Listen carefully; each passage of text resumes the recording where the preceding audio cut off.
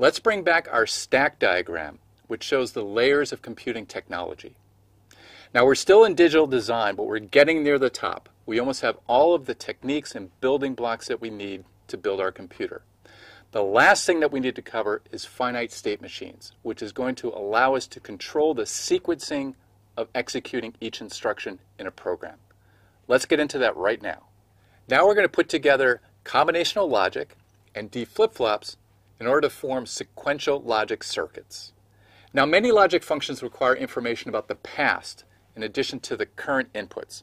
For example, when we design our computer, we're going to need a control unit that allows us to sequence through a series of steps to execute each instruction in our program. Now these sequential logic circuits are implemented using two things we already know, combinational logic and storage. And a very important sequential logic circuit is called a finite state machine, or FSM. Now here's a general diagram of a finite state machine. We have combinational logic and we have state, in this case a set of D flip-flops. Our inputs to our combinational logic are inputs as well as our current state, the outputs of the D flip-flops. And then the outputs of the combinational logic are the outputs of our machine as well as the next state, which are the D inputs to our D flip-flops.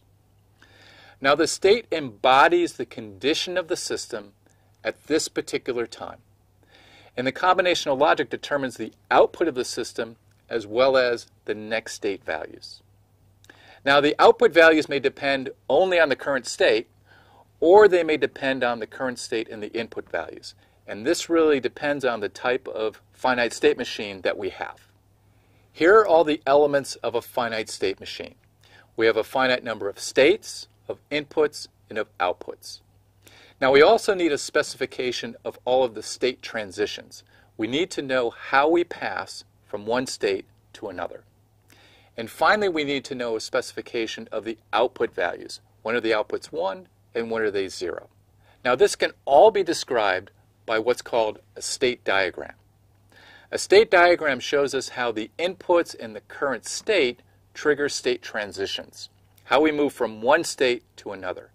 It also shows us how output changes are triggered by changes in either the current state or the current state in the inputs, and this depends on the type of FSM that we have.